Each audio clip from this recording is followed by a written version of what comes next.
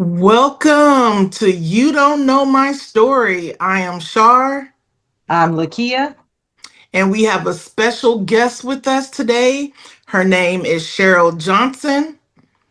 And I am going to go ahead and read her bio. So, Sheryl Johnson is a daughter of San Antonio, Texas, a mother of three, and a devoted grandmother to 17. At age 62, Cheryl's life stands as a profound testament to beauty from ashes. Her ministry was forged in the furnace of survival, triumphing over the traumas of childhood molestation, physical abuse, and addiction, and navigating her deepest valley in 2009 following the tragic murder of her eldest son, Derek. Today, as an ordained minister, author, and playwright, Sheryl turns those fires into a platform for God's transformation. She is the visionary behind the upcoming I'm Every Woman conference taking place on September 5th, 2026 in San Antonio, Texas. This gathering is free to the public, born from a heart that desires to see every woman of God walk in her true wholeness. While Cheryl is currently finalizing several upcoming stage plays, she is also in a quiet season of preparation for a major announcement regarding a new creative venture. She is keeping the name close to her heart for just a little longer as the vision is being birthed. But she is here today to share her journey of moving from brokenness into mission of healing, Yes. proving that no matter the trauma, God's story for your life is never over. Never. Welcome, Cheryl. Thank Wow. you. Welcome. Thank you. Thank you. Oh Lord. So I guess I'll try to figure out where to start. Um, as far back as I can remember, as a little girl, went through being molested by different people, uh, family and non-family. As a child, as a teenager, I was married at the age of 15. Um, I had my first son when I was 16, my second at 17, and my third at 19. Um, I think that somewhere after trying to become a mother, because I promise you, I did not want to be a mother and I did not know what to do with those little kids. I had too much anger and just didn't know anything. Honest to God, I didn't. Um, I left my husband with the children. He wanted them, he could have them. And I'm just going to be very raw and very real because to me, that's the only way we really get any deliverance is not pretty and I don't make it pretty. I left him with my kids and got into a relationship with this person. And that person introduced me to the streets to go work the streets. And through with him, probably the only time in my life of abuse, physical abuse. I've been spit on, urinated on, pushed out of cars, stomped, kicked, drugged, whatever you can say for that portion of my life, which led me to uh, using crack cocaine. I smoked crack cocaine for really, it's crazy for a total of 3 years. But in those 3 years, I have 9 prostitution cases, 2 drug felonies, 4 hitchhiking cases, and I can't even count the times that I was raped during that 3 year period. Um, the last time that I went to prison, I was arrested March 28, 1989, and released from prison January 8th, 1990. Uh, and I remember, and this has recently came to my mind talking to a health coach that I had to go to the Texas Rehabilitation Commission for a counselor. They made me, of course, the prison people make you go do all of this stuff. And they sent me to see a psychiatrist, and I'll never forget that something that the psychiatrist wrote on some paper. was that I would never amount to doing anything other than working at 7-Eleven or McDonald's. Wow. And the thing about that is that's it. I'm glad today I understand it. What he determined was my life was so traumatic that I would never heal from it. And he was only talking about up to 1990. He don't have no idea of whatever else happened in between 1990 and 2026, And so I can't do anything but say, had not it been for God, who chose me before I even questioned who he was. I've always had this sense of a presence in my life. I always had this, even though the world may say that Sheryl is supposed to be crazy, thrown off somewhere in a mental institution, taking all kind of pills and medications. They diagnosed me with complex post-traumatic stress disorder. I would never take any of the medication. And so over the years, it's my relationship with God, regardless of how anybody else saw my relationship, or how anybody else thought I was supposed to serve, or how I'm supposed to worship. It was God out there in them streets with me, It was God when I'm getting raped or getting beat or drugged. It was God there protecting me. And so I've always had the understanding that he was with me, regardless of how people paint a picture of what that should look like, because really and truthfully I was thrown off. So he has always been there for me. I think it was in 2001. I never ever considered ministry. It just never was anything in my mind. Who's gonna listen to a crackhead? Who's going to listen to an ex-prostitute? What can I do for you? What can I say to you? So I never saw myself where I am today. But it was a lady in our church at that time, and her daughter was in prison, and her daughter was pregnant, and she had a baby taken care of for her daughter. And she asked, would someone basically take this baby when her daughter had it? And Sheryl said, I will. And so, long story short, once the girl had the baby, the prison reached out to me on Christmas Day, and we had to drive to Galveston, go pick up the baby. And I brought this little baby back home. And really, I didn't know what, but I kept him for the first year of his life. On the day that his mama was released, I took him, and I'm the only mama he knows, but I took him and I dropped him off at the grandmother's house, and I paid attention. I started paying attention. I realized that once she got out of prison, there are expectations for her. You're expected to go get a job. You're expected to get babysitters. You just need to get on with your life, because parents, not all parents, but everybody wants you to be better. They want you to have learned a lesson, but you still need help. And so from that, I wanted to start this nonprofit organization called A Mother's Choice for a Child's Chance. Of course, I never did that, but it's still in my heart to do that. And it just started happening, ministering to people. I sat down and I wrote 30 pages of my story. And I took that and I started having Bible study with women, and realizing that, you know what, this is helping people. Is people are connecting. These are my people. I understand the pain. It was only for 3 years for me, and mostly anybody that I know that was or is addicted to drugs, they 20, 30 years. And the same things that has happened to them happened to me in a very short period of time.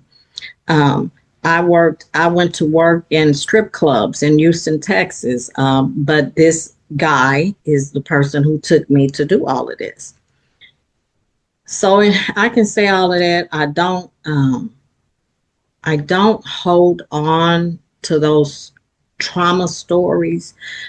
because I'm more interested in how to move forward with my life. Like, I was never the type of person that wanted to go and sit in the NAAACA classes, because everybody got in a circle, they held hands, they came in agreement that I am a recovering addict, and I would never come into agreement with that. No, Cheryl is delivered. Cheryl ain't messed with no drugs and had no drugs since November 9th, 1992. I'm not no recovering drug addict. I don't want no dope. I don't care what people do. You can't pull drugs on me. So I don't get in them circles and come in agreement with that kind of stuff.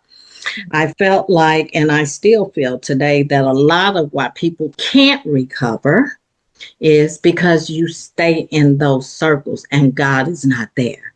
Even though I know they say they are, people that get mad at me. Becoming clean and sober is simple. It's nothing difficult. It's because you want to. You want to. If you want to be clean and sober, you're going to be clean and sober. You can knock on my door and say, Cheryl, I need some help. I have a question for you. What do you need help with? If you say to me, I need help because I'm struggling with not wanting to get high, well, go back out there until you're not struggling. I can't help you with that. Now, I can help you pick up the pieces and we can move forward. But if you're struggling with wanting to get high, I can't take that from you. I didn't want no Jesus track. You don't come to me with a Jesus track, because if you ain't got no dope, I didn't want to talk to you. And I take on how I saw it back then. I used to sit across the street all the time from this church, and when they would get out, service would let out, and I would be sitting across the street, and I saw how they looked at me. It didn't make me move or go anywhere, but I knew that I was not welcome into that atmosphere. So I have a lot of problems with things and what people do and how they say stuff in churches today. But it's my destiny to reach that person, that woman that feels like there's nothing else left for her. You don't reach you can't go no lower than I did, because it ain't nothing I didn't do for drugs. There's nothing that I did not do to get high. I've heard addicts or people who are in recovery say stuff like, I used to smoke crack, but I took care of my kids. I didn't do none of that. So, then this is where I was. Those things did not happen. I abandoned my children. And I'm going to move on to Derek. It's ironic because today I was looking on Facebook, and in my memories, what do you call it? I shared his photo of the flyer of me putting on the stage play on this day. He was murdered on March 28, 2009, which rung a bell because I was arrested on March 28, 1989. So March 28 has very much significance to me. But when I wrote the play, I wanted to do it backwards. I wanted to be very raw and very honest about how did he get there? What did I do to contribute as a mother that led my son to having so much anger and that his life would end that way? And we don't pay attention to that. So mothers and fathers doing drugs, they don't think about how all of this stuff is affecting their children. You look at it and then once you get clean and sober, you think kids just heal. No, they're damaged too. And Derek had a lot of wanting his mom, and she wasn't there. I wasn't there. He felt insecure. He didn't have healthy ways of expressing his emotions. And so he would end up in these relationships, and in these relationships is violent. They are fighting, cussing, drinking, drugging. I will never, ever, ever, ever in life say that he or the person that killed him had a right to kill him. That will never come out of my mouth. But I constantly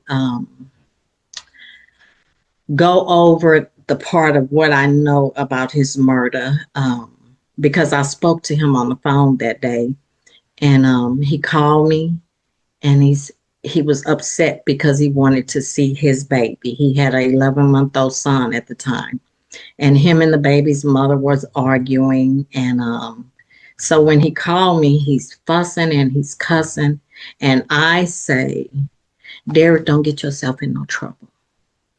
Don't get in no trouble. And he just keeps going, and then I stop talking. And I hear he say, Mama, I'm here. I wouldn't say nothing else. And he just kept talking. I say, Derek, don't get yourself in no trouble.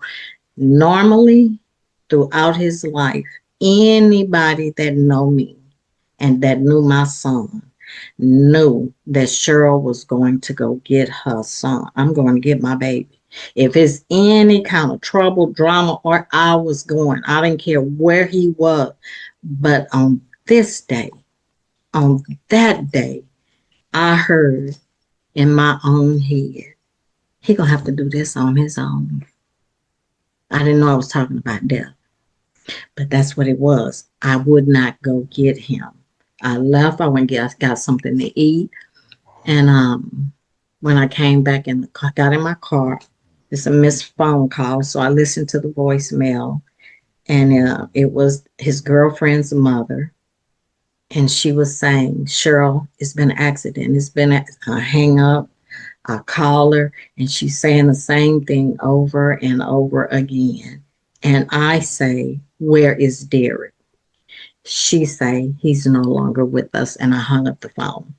I get there, and yes, I did not know what had happened. I just know it's yellow tape around his home, and he's gone. I stayed until I saw them bring him out, and I saw his tennis shoes.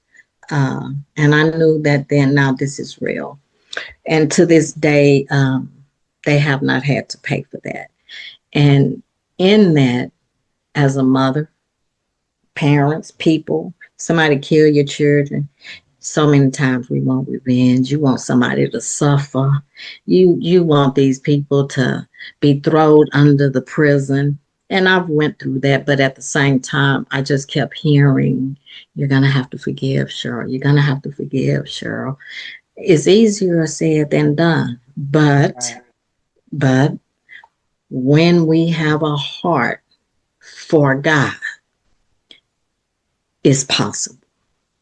And so I am not angry at the young man. I think I spent more time being angry at the mother because she put hate in her son's heart. And they could not stand Derek, and they killed him. They killed him. And so I even take that, and I guess what I can say I've learned is we have to care about the people that we have in our lives. We have to love them on purpose and with purpose, understanding that people have been through so much, and you can come to me toe up, and God knows that I'm gonna try to hear him, because there's always something deeper than what we are revealing. And they call me the reacher, because see, I'm trying to go deep down inside and snatch it out. That's the only way we're going to heal. That's what God has done to me. I had to accept and forgive. And I won't call any names, but I've told you before the story, Lakita. And I had an opportunity to speak with my abuser. And ironically, he is a pastor. And I know when I first saw it, I was just like, God, you got jokes. There ain't no way in the world you say that, and but I got a chance to come face to face with the demon of my past. And once I realized, because God had to confront me, sure, you wrote the book, you said you forgive, you said all of this stuff, and then after all of those years, I see this joker in the corner of my eye, and it just was not funny. And I realized then that I had not by a long shot forgiven him, and I wanted something to happen to him for every single thing that he ever did to me. Imagine somebody urinating in your head, spitting in your face, knocking your teeth to the back of your throat. I wanted something to happen to him, and I could not believe that God was, how you gonna save him? Oh, it's got others out there just like that. We think the same thing. Your abuser, somebody done did something to you, and you want God to punish them. Mm-hmm. And while you wanting God to punish them, you being punished. And so I needed that to be out of my heart. And God put it square in my face, Mm-hmm. face to face with this person. And I said, okay, sure, you're gonna have to, you gotta do this. And I truly believe that today that he's saved. And that's a blessing. He's saved, I'm saved, he's living his life, I'm living my life, and I want nothing but the best for him. And so I just move on. I did not know that I had the gifts of writing until I went to prison, and I started writing, and my writing, people got something out of it. Then after I wrote the book, my book is entitled Treasures in the Dark. I don't even make it available. I sold 50 copies of it and never done anything else. But we wrote the stage play called Treasures in the Dark. It helped a lot of people. And I just didn't know, but God just keeps on giving me and giving me. And here recently, um, I've started something, and really, I'm just, it will be announced in September at the conference, and I'm very excited about it. We have some upcoming plays. My partner, her name is Nicole Stinson, and they'll find her on Facebook too. We write stage plays, and every single thing that I do, I am going to give God the glory. I can't write without him. I can't tell your story if your story is not giving God the glory. Um, I don't know how to write that. If it's not going to give him glory, I can't write it. But if it's something and people want their stories out there, I can write it if we can give God glory. I can't keep you in no sin. I have to be able to show somewhere in your life where you recognize that God is moving and delivering, and you got to be testifying to that. I can't keep you in the sin. And so that's my story. It's so much more. It's just a lot. Right. It's just a lot. So I guess my question would be for you as it relates to your other children. So you talked about that you abandoned them, but did you ever reconcile with your children that you had abandoned? Girl, right? Oh, Good yeah. question. When I came home from prison, I came home January 8, 1990. I never felt like I had a right to ask for my boys because I was such a horrible mother. In 94, Derek wanted to come stay with me, so he asked his father, and he sent uh, he sent them to me. And so I got my children in 94. It was very, very difficult. But again, just like I speak here, I spoke then. We would sit down and have these family meetings because I wanted them to be able to ask me anything about whatever they needed to ask. My children know my story better than I do because I told them my boys know exactly what their mother did, but I wanted them to know that it had nothing to do with them. Um, and that's another thing. We walk around, we be angry at our parents and not know our parents' story. And when you Mhm. find out their story, then you understand why I was a damaged child. period. The people that are supposed to protect you are the people that hurt me. So my life, my life, oh, I don't even know how to even describe, but I hated myself as a child. I always thought that I was this ugly, nasty little girl. And as I grew, I learned at an early age that men wanted my body. And so, and then I had some adults say, Cheryl, you got a 24-hour bank. You ain't never supposed to be broke. Okay, I'm not going to be broke then. So I grew up with this kind of stuff, and I grew up with so much anger that I really believe if I had kept my children, I would have went to prison for murder. Wow. I would have did something to them because I could not deal with being a mother. I didn't know how to be a mother. I did not have a good relationship with my own mother uh, growing up, and I had a lot of anger. And so I'm gonna talk about her. I'm gonna talk about my mama. Um, Again, face to face. This is what God does. I had a lot of anger. Me and my mama did not get along. And in November 2015, my mother got sick. I have two brothers and no sisters. I'm the oldest. And I guess naturally, it was supposed to be me. I didn't want it to be me. But I end up having to take care of her. And she didn't like me neither. I didn't like her either, but I was never disrespectful. I just had a lot of anger and bitterness in my heart for my mother. So I'll say that within that time frame of me having to take care of her, um, I'm face to face again with things that God wants out of my heart. You can't be a servant of God walking around with anger, bitterness, and unforgiveness. You just cannot. Even if you feel validated, you're going to have to throw it up and let it go in order to be a vessel used for God. And we have so much difficulty doing that. But He put it right in my face one more time.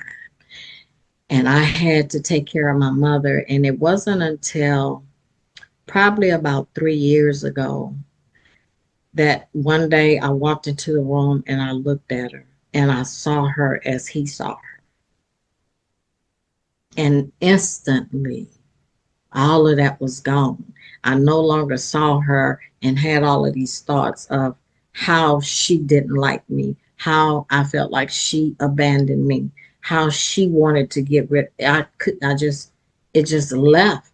And it was in preparation because my mom was declining and she had got dementia, and it stopped me. I began to work from home remotely. I stopped going to church. I stopped going anywhere because my mother had dementia. And it was very difficult to be transporting her and trying to just deal with all of that. I just stayed home. But my mother died April of last year, and I'm so grateful. I am so grateful because today I'm free, you know. I did what God required of me, and I did it and ended up with joy, knowing that I took the best care of Hazel made that I possibly could until the end. I gave other people HE double hockey sticks behind my mama, but I took care of my mother. And He says in the word, honor your mother and father so that your days may be long. And I'm not even going to talk about the long days. But I will say, He didn't say if they treat you right. That's good. He didn't say that. He didn't say that they had to raise you perfectly. That's right. He just said in the word, honor your mother and your father so that your days be long. A day is long. A day is long. So I don't even look at it and think that means I'm going to live this long life. I've been here 62 years, and Cheryl know, and anybody else that know me know is only by the grace of God. Because by my own account, I should have been dead a long time ago. God done spared me from so much. He done spared me from so much. I mean, I'm out there in these streets. I'm up 6, 7, 8, 9, 10 days in a row, jumping in a car with Tom, Dick, and Harry, guns pulled to my head, left for dead. And he just has always kept me. And nobody can ever, you can never, ever, ever take him from me. I may not walk it the way you do. I'm not supposed to.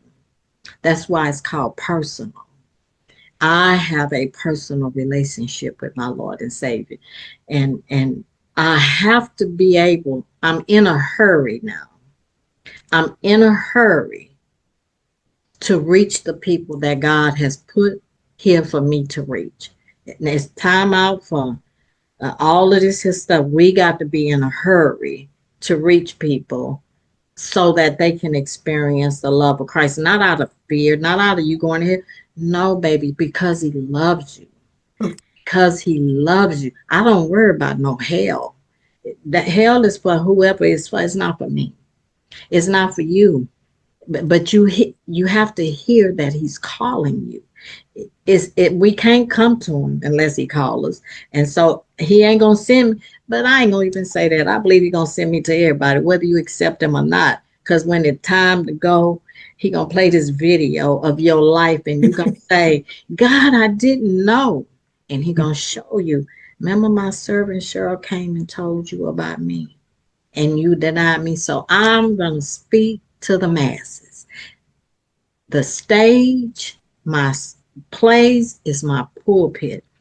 I've been a licensed minister for 20 years. I don't care about that. You ain't even got to call me minister. My name is Sheryl, because I will mess up your idea of what a minister is. Yeah. I used to fight for the pulpit. I used to fight for my right as a woman to preach the gospel until one day I just figured the world is my pulpit. The world is my pulpit. I'm Sheryl. That's it, baby, because when you want to get to calling me minister and evangelist, and I'm telling you, I'm going to mess it up. I'm going to mess up your idea of what That's good. Be, because I have come from the dirt by and only by the grace of God, not because I asked, not because I invited him into my heart. It's not because of any of that. It's because that's what he wanted to do. He saved me for his own reasons. And I just grab him by his hand and, Lord, which way you want me to go? Tell me to shut up when I need to shut up, because I will say stuff I ain't got no business saying to whoever I need to say it to, and then repent. And then I'm going to be all right with that. You know, a lot of people ain't, but I'm all right with it, because what I am is 100% authentic. Never, however you see me, I wouldn't put the shirt on and brush my hair, and I say, well, I don't feel like curling it, Lord. And I looked at that previous video and people be so put together, and that's just not me. You look good though. Thank you. And so I don't know what else to say. I did want to ask you, what was the turning point for you from the trauma, from the addiction, from the physical abuse? I know you talked about being in prison, but what was the turning point for you that made Sheryl say, I no Enough longer is want enough. to do those things, or enough is enough, and to receive you said you always felt the presence of God. So what was that turning point, and what did that look like for you to make that transition? So I had relapsed. I relapsed when I came home from prison January 8, 1990. And I relapsed October 31st, 1992. Now, all of my drug addiction was in Houston, Texas, but I was here. And I went to the store for someone, and well, I had to pick up some money for them to go to the grocery store. But instead of just going to the grocery store, I went to him and asked him what did he want. He said, "Give me $30, take the other $30, go to HEB and get this." Well, when I got back to the house, I went to set the groceries on the counter, and he said, and he blew crack in my face. Now, I can tell you that did not make me get high. But at that time, apparently, I wanted to get high. And so I hit the pipe. And for 10 days straight, I walked from Paso Hondo and Rio Grande all the way to Chartcliffe and over there in that area off of W. White in East Houston. Back and forth, back and forth. 10 days in a row. On that final day, is a little motel on the side of 10 in between W. White and East Houston, and I think it was called the Spur Motel.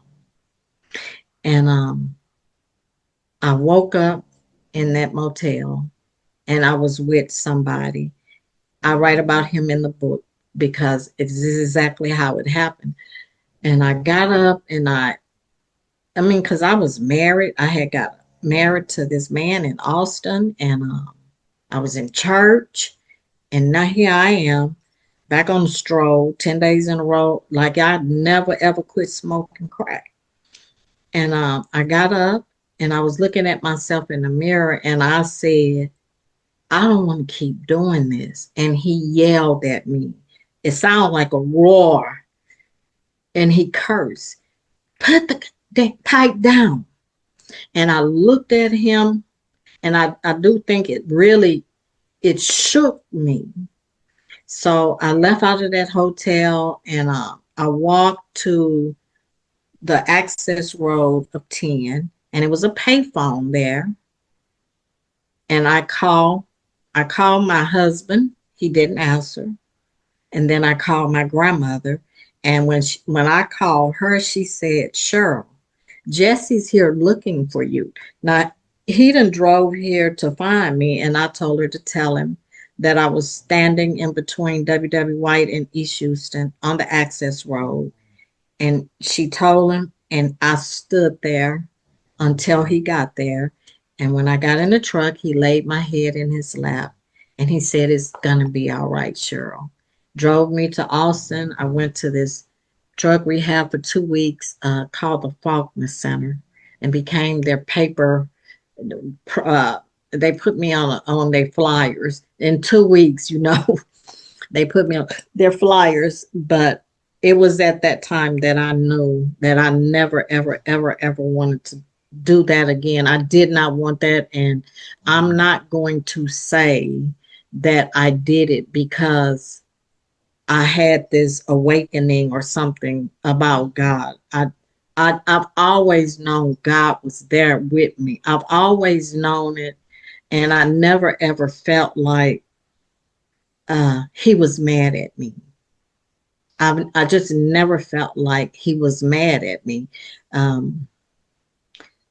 But it wasn't a moment then. I just knew that I was never going to smoke crack. And that was November 9th, 1992. And I never, ever look back, don't want it. I'm totally opposite, I believe, a lot of ways in the way people think about drugs and getting off of them. For me, it's simple. Now, people that's probably doing heroin or something that causes physical pain for them is different. They need different help. But smoking crack, you're going to eat, pass gas, and sleep. That's it. And so you just don't want it. There's no physical pain to stop smoking crack cocaine. People that's alcohol, and again, stuff like alcohol, heroin, all of that stuff makes you sick. And then some of the stuff they got out here today is causing a lot of physical withdrawals for people. But most of it is because we don't see value in ourselves. One of the things at a place I used to, where me and Lakita worked at together before they had all the offices in there, I used to sit down at the table with the women, and this is kind of like, I don't know, y'all might edit this, I don't know. But it was important to me that when we were talking about being in relationships with people, one of the things I paid attention to myself is you get in a relationship with a man and you can't get naked in front of him because you shame. You don't want him to see your cellulite. You don't want him to see your rolls. So you hide. But that started meaning something to me. Like, okay, well, why are you doing it? You know, if you're not comfortable, if you don't believe, can't feel the love from this person for you without being embarrassed, why are you doing it? Well, we're doing it because we don't value ourselves. Like, I'm important in this situation. If I'm going to be giving myself to you, I'm important. I am an important person. And so I wanted to deal with that alone. Why do you do it? Why do you lay down with someone that you have to be ashamed of yourself in front of? Or you laying down with someone and constantly you sleeping around, but you're worrying about how you're going to pay your bills. You're worrying about this. If your mind can't be at peace, if you can't be in love with whatever is going on and be authentically who you are, then you have to ask, why are you doing it? And unless we go and answer those questions, then we keep doing the same thing over and over and over, and never ever understanding that until you can accept and believe that you are worthy of everything that Christ has done, you ain't gonna find it nowhere else. It's not gonna happen. We get in these relationships, and because Cheryl, you got HOE rolled across your forehead. You done smoked all this crack. You done did all of this. Yeah, and who gonna respect you? You know who gonna respect me? Me. Mm, that's Me. good. I'm going to respect me. And if you sit with me long enough, you will too. So I have had to allow God one on one to tell me, Cheryl, you learned from all of that. Every single thing. Your misery has become your ministry. Go out and reach the lost at any cost. Tell them what I have done for you. It ain't got to be no picture. I keep trying. I want to go back and find my picture when I was arrested. When I was arrested in 1989, I had no teeth in my mouth. Oh, I paid a lot for these. Yes, come on. I had no teeth in my mouth. I looked like a raccoon by the eyes. They were jet black, and I weighed 89 pounds. And so today I am so pleased to be obese. They can say what they want to say. Now I've lost since July. I've lost 40 pounds, so I have been on this here weight loss. But going from 89 to I need to lose weight, baby, that was something. That's a testimony in itself, because That's right. I was weighing a 00 when I went to prison, and I am truly a living, walking, breathing testimony. I don't put no sugar on top of that story because it was horrible. I endured so much hurt and pain in my life, but God, and I know that I I've reached this place in my life where I hear him preached and taught and but it's so much more to who he is than even that they can explain to you in a sermon. Mhm. Because the part that's missing is the part that you need to know individually. He said he'll write his word on the tablets of your heart. So when he write them on your heart, Nikita, who can take that from you? Right. And nobody ain't even got to believe he said it. That's right. That But part. they ain't even got to believe he said it. And I hold on to that for dear life. Doesn't matter to me no more because we in the last days. We are in the last days, and I ain't got 62 more years on this earth. And Right. so I'm in a hurry to tell people about the love of God. I want them to know that he loves them and that in the midst of being crucified, while they were sticking the nails in his wrists and in his feet and spitting on him, he said, forgive them. We No, already not. Hmm. forgive them. At that time, can you imagine all this being done? And I'm you doing all of this to me, and I'm gonna say, God, Father, forgive them, for Right. they know not. See, I today, he's still saying the same thing. Father, Right. forgive them, for they know not what they do. So one of the things we like to do is to give you an opportunity for the young girl that's listening, for Hmm. the young woman, for whoever's listening. What is that takeaway? So when we say, if they don't hear nothing else I said, what is it that you would like for our listeners or someone that might stumble upon this video to know? You can't go too low for God. I don't care what it is. I don't care how nasty. I don't care. I don't care. I don't care if it's murder. He forgives you. And never allow anybody to make you feel unworthy of his love. Never allow, I don't preach a pastor, I don't care who it is. You're worthy because he said it. And what he said is what matters. Just grab his hand. It ain't going to be easy. It ain't going to feel good. You ain't going to like it all the time. But if you have a desire to truly want better in your life, submit and surrender your will for his. And Mm. it's going to happen. Because ain't no way I would be sitting here telling you that if it wasn't true. I did it. Okay, Amen. that's it. Hey, thank you so much for sharing your story with us. You're We are welcome. always grateful when people will accept the invite.